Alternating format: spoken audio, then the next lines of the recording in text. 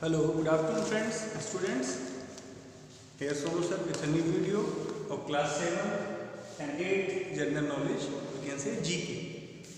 So students, we have been made some videos about topics and syllabus. This time I have some questions which are very important in the sense of general knowledge and in the sense of all competitive examinations. It has been questioned so many times.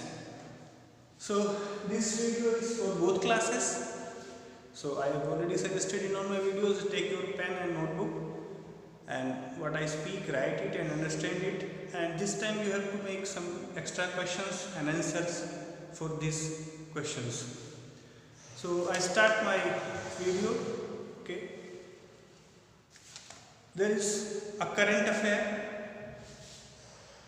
Some questions I have taken from of current affairs, that this time in our country COVID-19 has been expanded its legs and people are capturing or losing their lives. So before that, there is a laws to protect against chemical disasters in India. So law before and during Bhopal gas tragedy in 1984. So students, there was a tragedy of chemical gas. The name of gas was styrene. The formula of it is C8H8.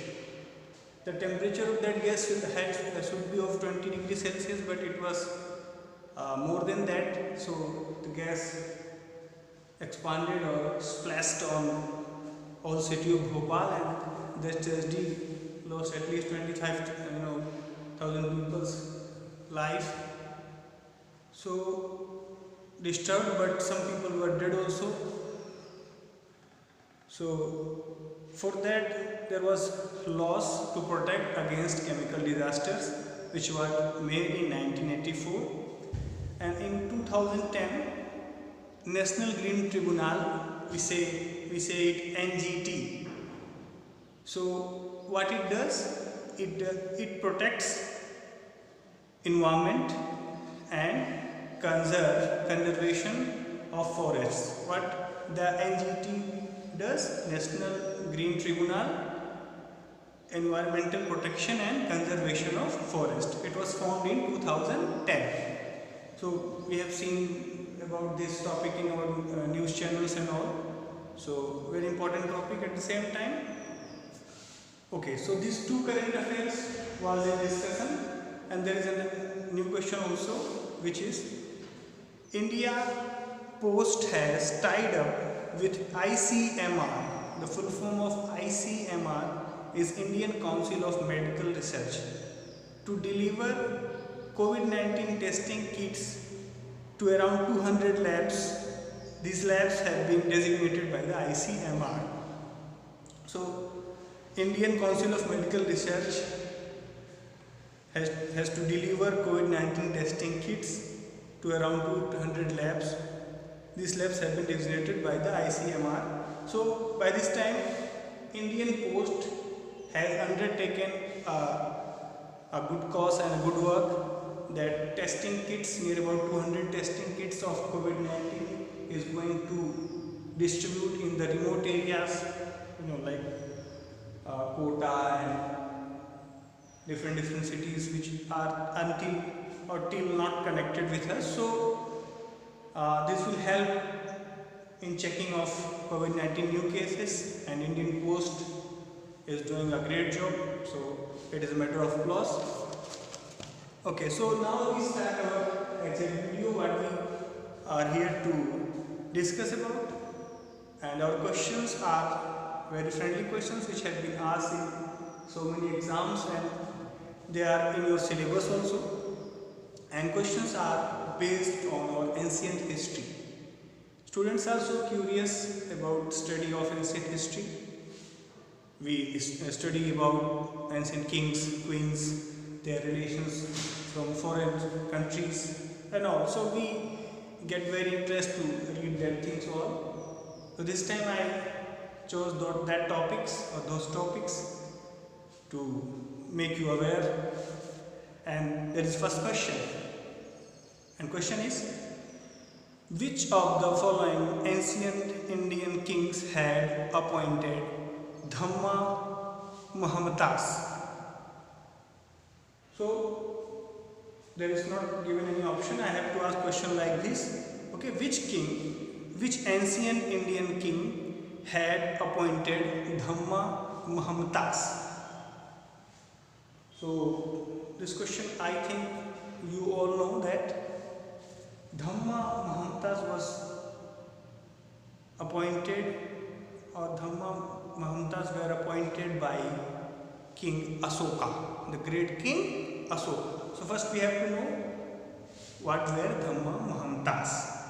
Dhamma Mahamtas were special officers appointed by Asoka, King Asoka, great King Asoka, to spread message of Dhamma or his Dharma.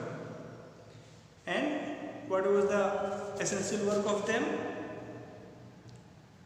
To enforce the rules regarding the sanctity of animal life, to secure the animal life, to show mercy on animals like human beings. So this was the main concern, because I have to discuss for that. Before the time of Asoka, you have to know this very important thing. Before the time of Asoka, there were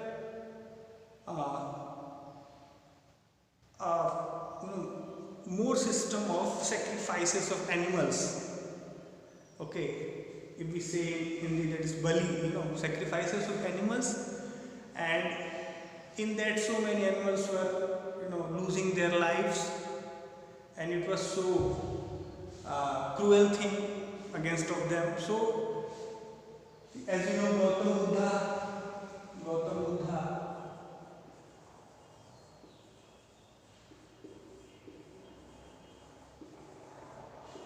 so Gautam Buddha appealed to all Indian kings that please decrease these sacrifices of animals, which were not very necessary according to him. So as we know, in the life of King Asoka, he was so inspired by the religion of Buddha, or the thoughts of Buddha.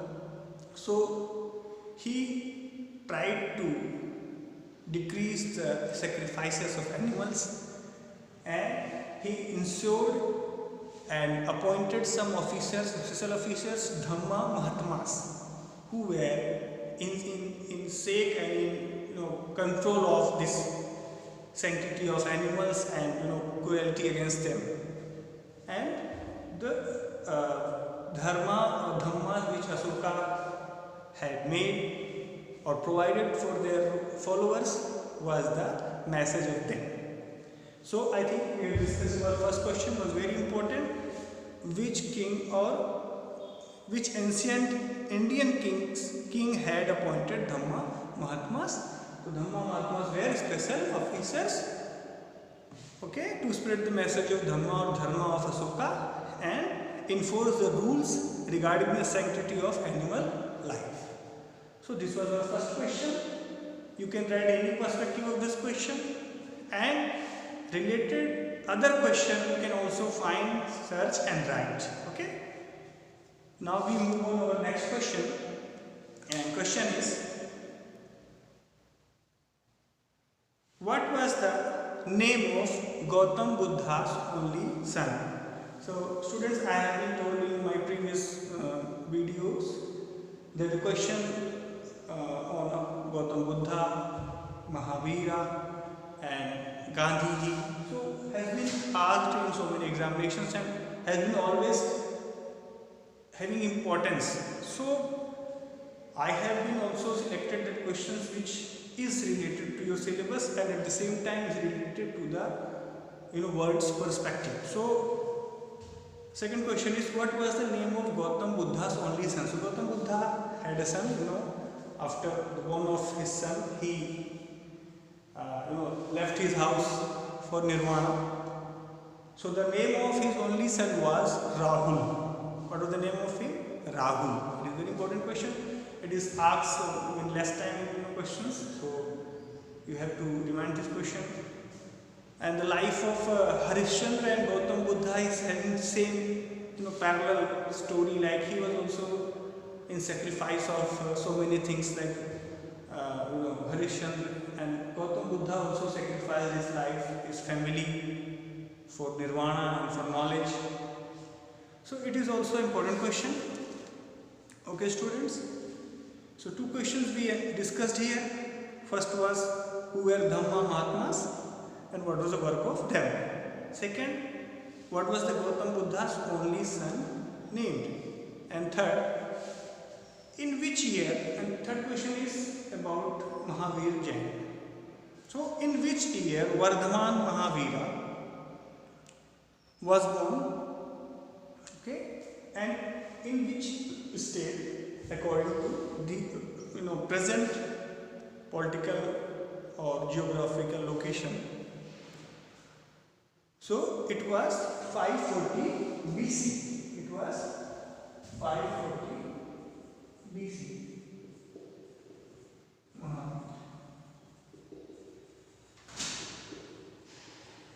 It was in 540 BC. Students are confused what is BC and AD.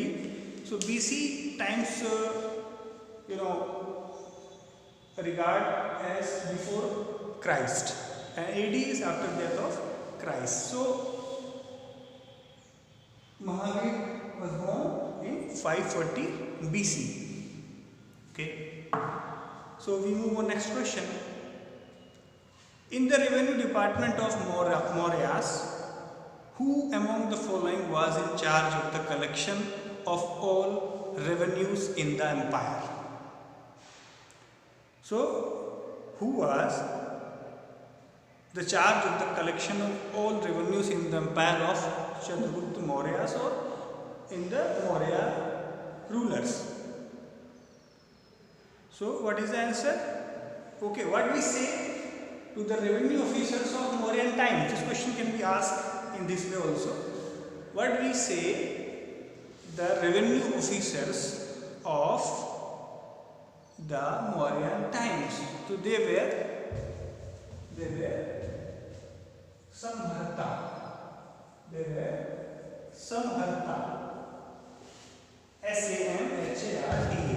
So Samharta were revenue officers, revenue department of Mauryans.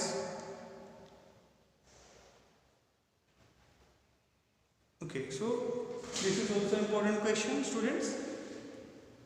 So revenue officials of Mauryan times were called Samhartas. Okay, spelling I have been wrote there. So next question is there. Who was the first Tirthankars of Jainism? So students, we know that the Jainism or Jain religion is near and there to Mahavir Jaina. But we have to know the first Tirthankar of Jainas was Rishabhdev. So who was Rishabhdev? Rishabhdev was the king of Ayodhya and he was of the clan of Lord Rama. You know what was the clan or what was the Kul? Kul and clan, same words. What was the clan of Lord Rama? It was Ichwaku. Rama belonged to Ichwaku clan. And Rishabhdev was also of that clan, and he was as believed, he was the 24th or he was the avatar of Lord Vishnu, one of the avatars of Lord Vishnu, and he was the first Tirthankar of Jainism. So students, if we see Jainas were also Hindu, if we see Buddhas were also Hindu, if we see Sikhs were also Hindu. These are all branches of Hinduism. Nothing is different religion as we see or say or read that. So it is a matter of discussion, as I am not supporting that my totally word is correct, but as the history says that this religion has been branch of Hinduism. Okay. So the Tirthankars, or we say the main personalities who started these religions were basically Hindus before they started these thoughts, and they were not totally against of Hinduism. They have been tried to decrease the minus points of Hindu religion and added some positivity, added some goodness in that of their sense. Okay, so nothing is different, just they are the branches of Hinduism. So what was the question? Who was the first Tirthankar of Jainism? He was Rishabhdev. Okay, and there is a question, what were the similarities in Buddhism and Jainism?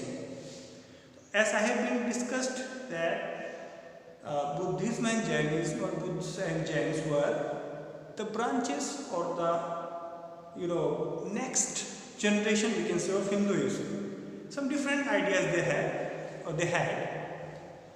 So what was the basic similarities in Buddhism and Jainism have been not very discussed in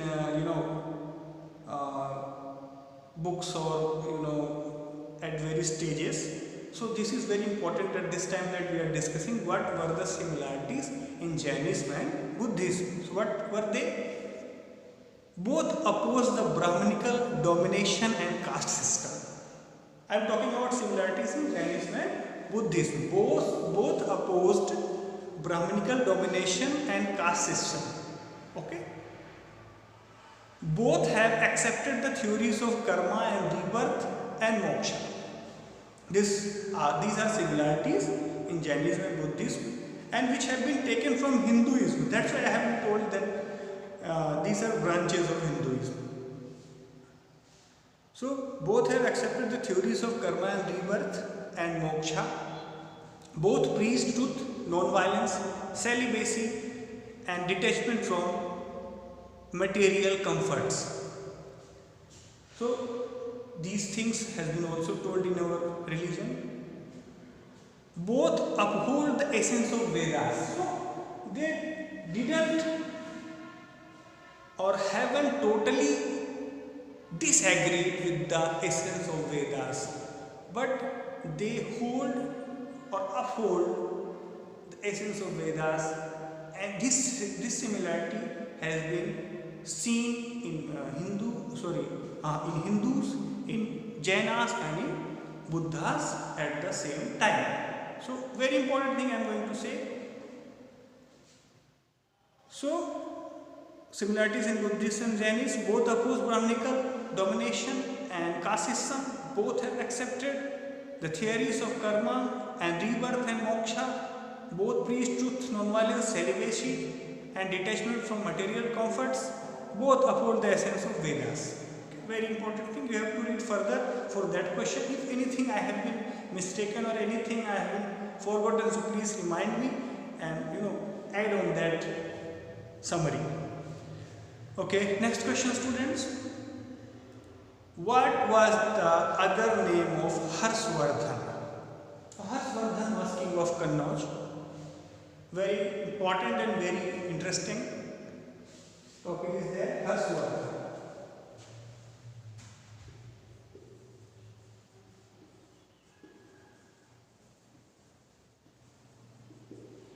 Harshvardhan was king of Kannauj. He was, as the historian believes, he was the greatest last Hindu ruler of our country. The area of Harshvardhan was expanded up to Punjab, West Bengal, Odisha, and from Himalayas to the entire Indo-Gangetic plain north of Narmada river.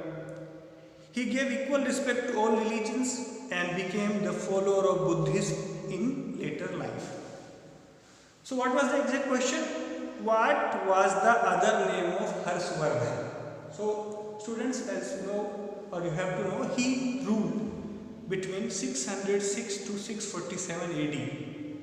So that was total 41 years. So he ruled up to 41 years. So he was greatest rulers in Hindus, and had been expanded his rule up to north and south in all over India. So the other name of Harshvardhan was Siladitya. What was the name of Harshvardhan? Other name of Harshvardhan was Siladitya, Siladitya, and he was the ruler of Kannauj, and from Kannauj he was taking all the control of our country. So greatest ruler, and he became Buddhist in his later life.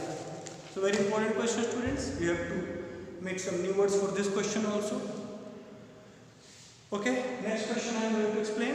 Ujjaini, located in the Malwa region, came under which Mahajanpadas? So there is an important thing, Mahajanpadas.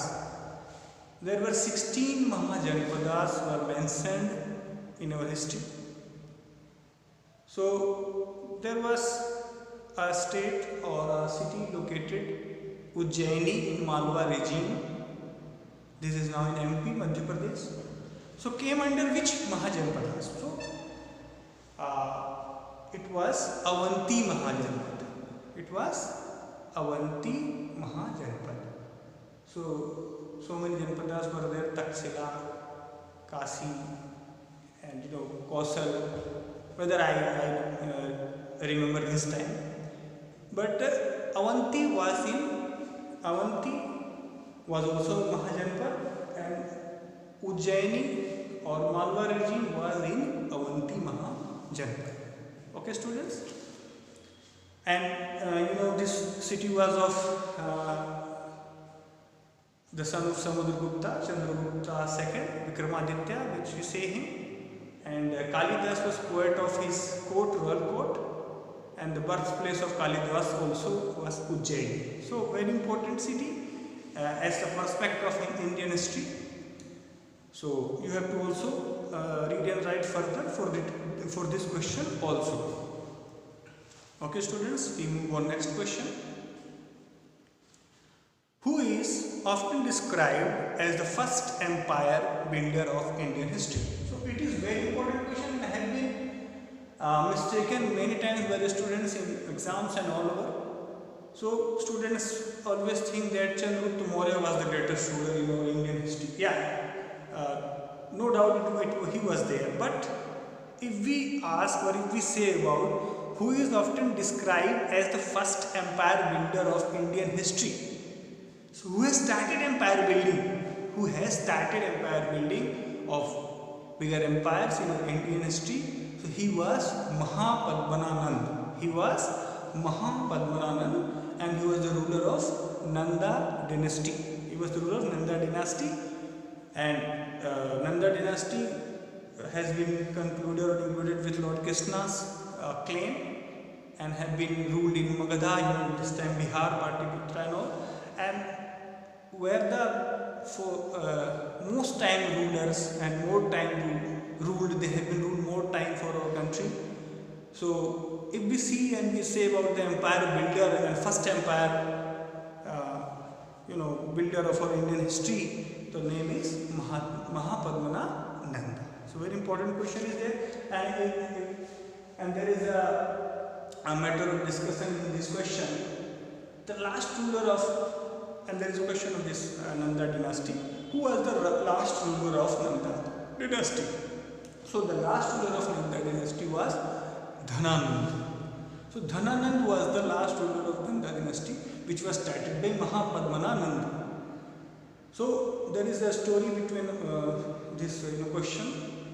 Dhananand was the ruler of Magad that time when Sikandar or Alexander, we say, came India, and by the fear of Dhanananda, the soldiers of Alexander couldn't try to come here and to take battle with Dhanananda's army. He was very cruel ruler, as the historian says, but in the sense of nationalism, he had a perfect concept that enemy should not be allowed in that witnesses. So India is safe till now with Alexander. So very good role of Dhanananda, was the last ruler with Nanda dynasty. So two questions were in discussion, and after that Chandragupta Maurya established his Mauryan Empire. So first empire builder was Mahapadmanabhan, who lasted at Dhananand, and after that Chandragupta Maurya or Mauryan Empire started to emerge. Okay, students, next question is there. In which year Ashoka invaded Kalinga? So as we know, Kalinga, the Odisha of this present time, modern time Odisha, is known as Kalinga in our ancient history, and they were lover of their country, and they were not wanted to be slave of any hand. So they fought hardly against great Ashoka, and Ashoka made that battle of his matter of respect, and he also embodied his whole power to capture Kalinga, and it was cruel fight and very fierce battle was there, described by our historian. So in which year Ashoka invaded Kalinga? The year was 261 BC, before the Christ era, 261 BC, and this inscription has been written in the 13th rock edict of Ashoka. 13th rock edict of Ashoka mentions the Kalinga war. Okay, students, now we move on next question. So as we know about Ashoka was a great king, but he had to fight with his brother to take his empire, and by that feelings he had become a cruel ruler. But after the war of Kalinga, he understood the benefit of peace and humanity. So from there he started Buddha philosophy, and he prohibited the sacrifices of animals. So great change started there in the life of Ashoka after the Kalinga war. So very important question, students. You have to write further for this question, and I will see in homeworks. Okay, next question, students. There was a book, Indica. Indica is the book which relates our Indian history. So who wrote book Indica? So book Indica was wrote by Megasthenes, Megasthenes. And Indica of Megasthenes is a collection of other Roman Greek travelers and describes the geography, culture, administration, prosperity, etc. of India, sent by Greek ruler Seleucus I Nicator as an ambassador in the court of Chandragupta Maurya in Patliputra. So as we know, Seleucus Nicator was the successor of Alexander, as we say Sikandar. So successor of Alexander was Seleucus Nicator, and when Chandragupta defeated Seleucus, so he paid him homage. Okay, Seleucus paid homage to Chandragupta Maurya, and an ambassador named Megasthenes was sent to the royal court of Chandragupta Maurya. So Mauryan Empire's history was written by Megasthenes so many, and the other Greek travelers and Roman travelers were also discussed in his book, and the Indian history perspectives has been came out from this book. So many historian believes and take the quotes of these books. So next question, students. Which Saka rulers which Saka ruler was responsible for irrigation works in Saurashtra. So what is Saurashtra? This time Saurashtra is the area of Gujarat state, but in previous time the whole area of Maharashtra and Gujarat were known as Saurashtra. But the place which this time known as Kathiawad were morely known as Saurashtra, and like Rajasthan, in Saurashtra there was a huge problem of a fierce problem of water, mobility. People were so infacilitated by the water problem, and to solve that problems, the Saka rulers, Rudra Daman,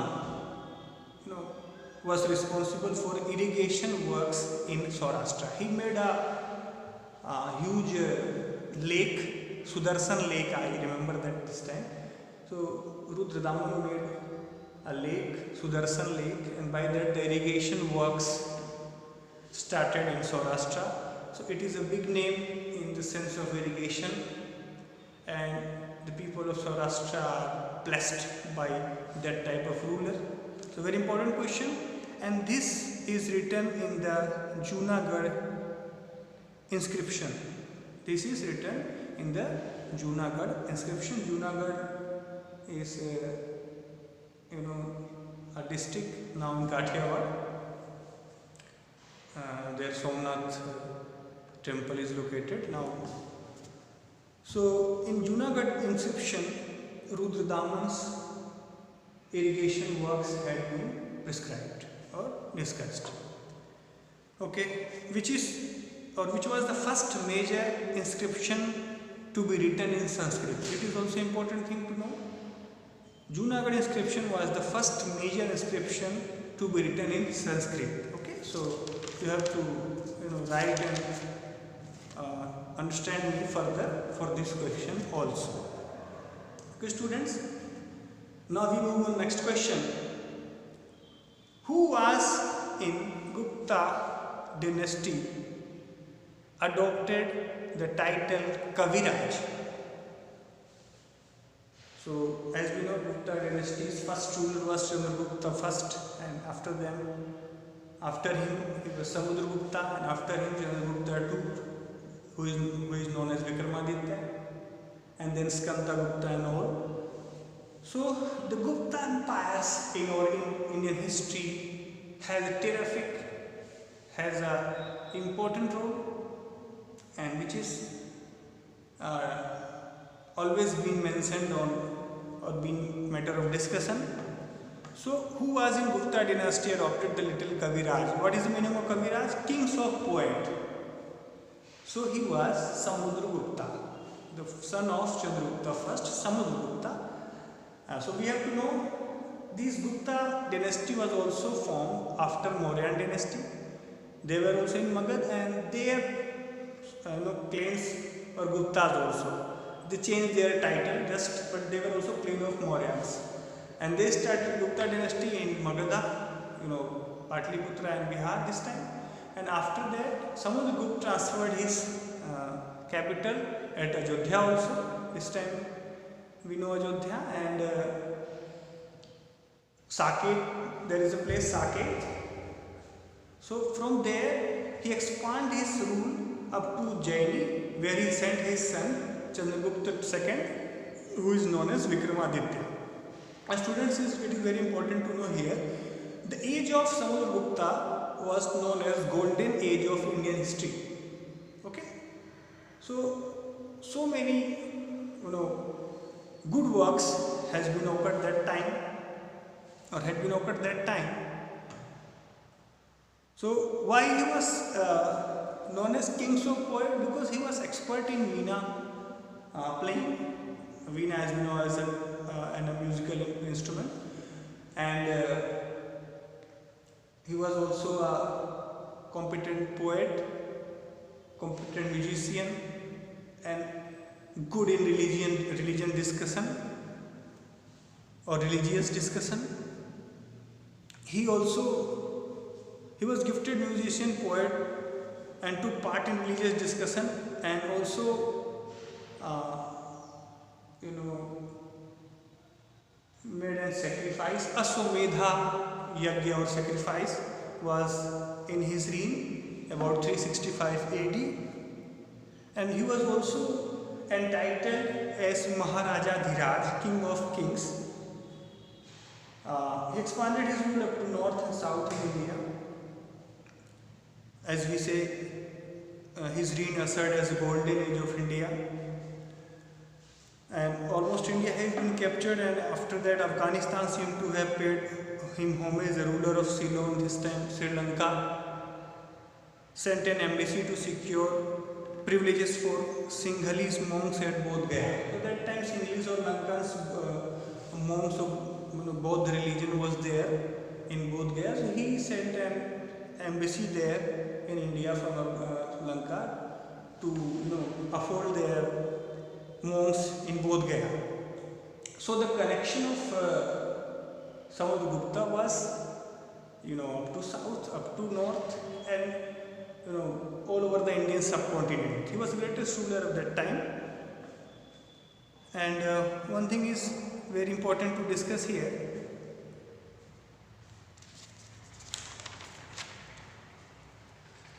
There was reign of Chandragupta. It is good. I am talking about Gupta dynasty.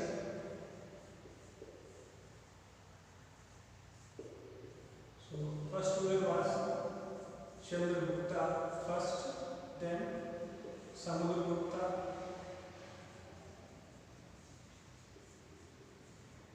then Chandragupta,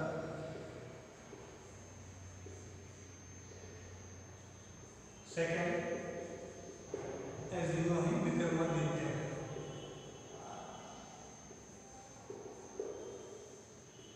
So students, as we discussed about Samudragupta, so now there is need to discussion about his son Chandragupta II, Vikramaditya.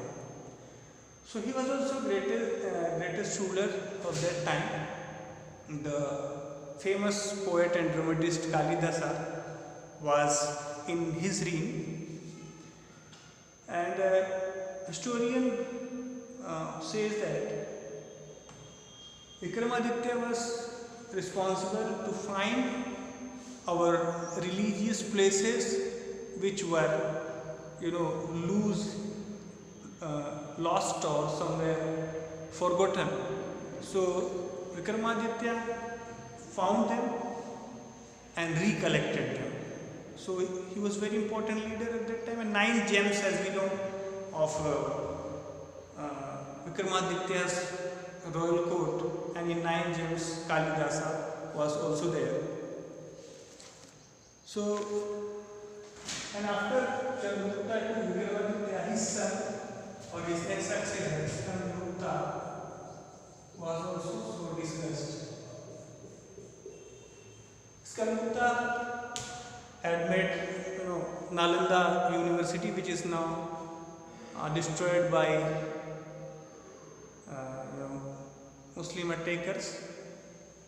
So Skandagupta made Nalanda University, and the main work of him, he destroyed the attacks of Huns. Huns are known as Chinese, or Chinese are known as Huns, and sent them back. So it was a great work of that time. And